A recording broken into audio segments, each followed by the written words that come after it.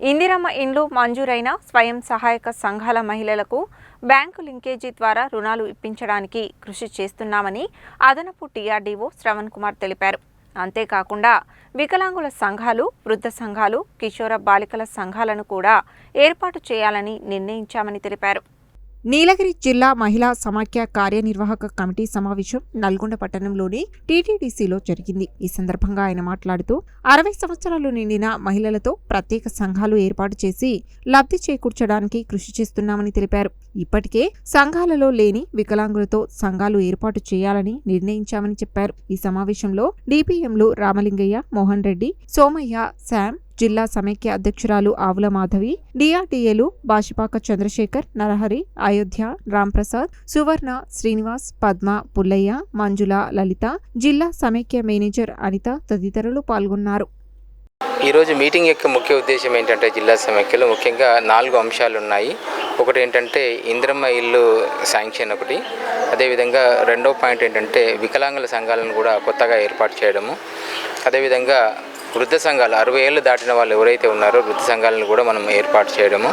అంతేకాకుండా 4th point ఏంటంటే మనకి కిషోర బాలికలు ఎవరైతే 15 నుంచి 18 సంవత్సరాలు ఉన్న బాలికలు ఎవరైతే ఉన్నారో వాళ్ళకి సంబంధించి కూడా వీళ్ళందరినీ కూడా గ్రూపులుగా ఏర్పాటు చేయడం జరుగుతుంది. దీని యొక్క ప్రభుత్వం యొక్క ముఖ్య ఉద్దేశం ఏంటంటే వీళ్ళని కూడా గ్రూపులుగా ఏర్పాటు చేసి వీళ్ళకి తగిన వసతులు కల్పించాలనుకున్నాం. దానికి సంబంధించిన డీటెయిల్ గైడ్లైన్స్ కూడా ఇంకా మనకు రాబోతున్నాయి.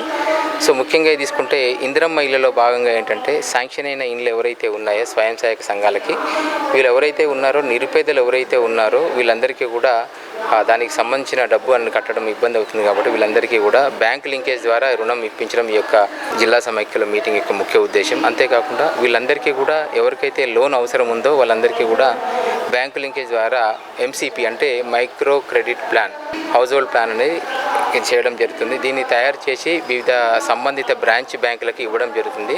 ఈ ఎంసీపీ అప్లికేషన్స్ అన్నీ కూడా బ్యాంక్ వారు పరిశీలన చేసి వీళ్ళందరికీ కూడా లోన్ అనేది బ్యాంక్ లింకేజ్ ద్వారా శాంక్షన్ చేయడం జరుగుతుంది.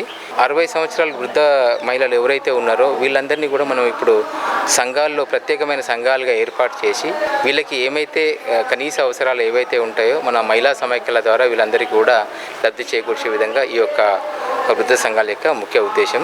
అదేవిధంగా మనకి డిజేబుల్డ్ పర్సన్స్ ఎవరైతే ఉన్నారో అంటే ఆల్రెడీ కొన్ని సంఘాలు ఉన్నాయి మన దగ్గర, ఇంకా మిగిలిపోయిన లెఫ్ట్ ఓవర్ పీపుల్ ఎవరైతే ఉన్నారో లెఫ్ట్ ఓవర్ పీడబ్ల్యూడీ పర్సన్స్ ఉన్నారో వాళ్ళందరినీ కూడా సంఘాలు చేయడం అనేది ఈ యొక్క మీటింగ్లో భాగంగా ఎజెండాగా పాయింట్ పెట్టుకోవడం జరిగింది. వీళ్ళందరినీ కూడా మనం ముఖ్యంగా సంఘాలు ఏర్పాటు చేయడం జరుగుతుంది. సో ఈ 4 కార్యక్రమాలు అనేది ఈరోజు యొక్క మన జిల్లా సమైక్య మీటింగ్లో ముఖ్యమైన ఎజెండాగా పెట్టుకోవడం జరిగింది.